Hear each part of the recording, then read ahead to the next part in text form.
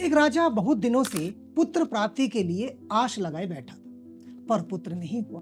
उसके सलाहकारों ने तांत्रिकों से सहयोग की बात बताई। सुझाव मिला कि किसी बच्चे की बलि दे दी जाए तो पुत्र प्राप्ति हो जाएगी। राजा ने राज्य में यह बात फैलाई कि जो भी अपना बच्चा देगा उसे बहुत सारा धन दिया जाए।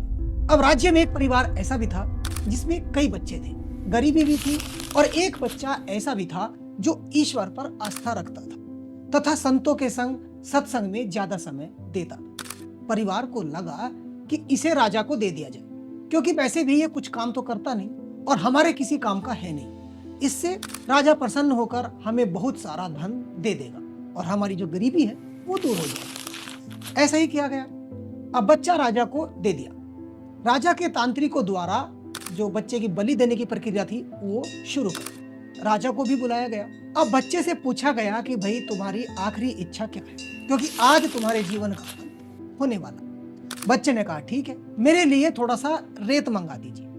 रेत आ गया।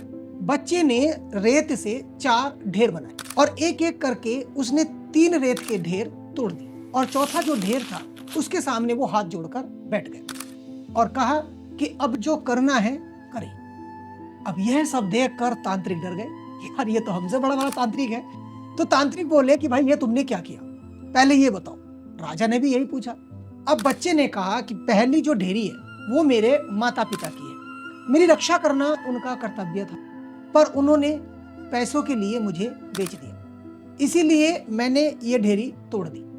अब जो दूसरी ढेरी है वो मेरे सगे संबंधियों की है, उन्होंने भी मेरे माता पिता को नहीं समझाया कि भाई तुम अपने बच्चे को क्यों दे रहे हो, इसीलिए मैंने वो दूसरी ढेरी भी तोड़ दी। अब जो तीसरी ढेरी है वो आपकी, क्योंकि राजा का कर्तव्य होता है अपनी पूरी प्रजा की रक्षा करना, लेकिन यहाँ तो राजा ही मेरी बलि देने पर तुल गया, तो मैंने ये ढेरी भी तोड़ दी।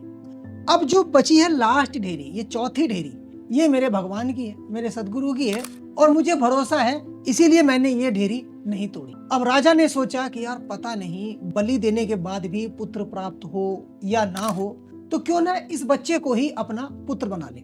इतना समझदार और ईश्वर भक्त बच्चा है, इससे अच्छा जो बच्चा है वो कहाँ मिलेगा। तो राजा ने उस बच्चे को अपना बेटा बना लिया और राजकुमार घोषित कर दिया।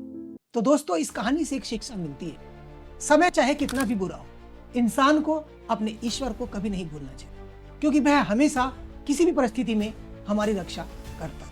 अगर यह कहानी पसंद आई है तो अपने दोस्तों के साथ भी शेयर कीजिए और अगर आपको यह कहानी अच्छी लगती है तो हमारे चैनल को सब्सक्राइब करें।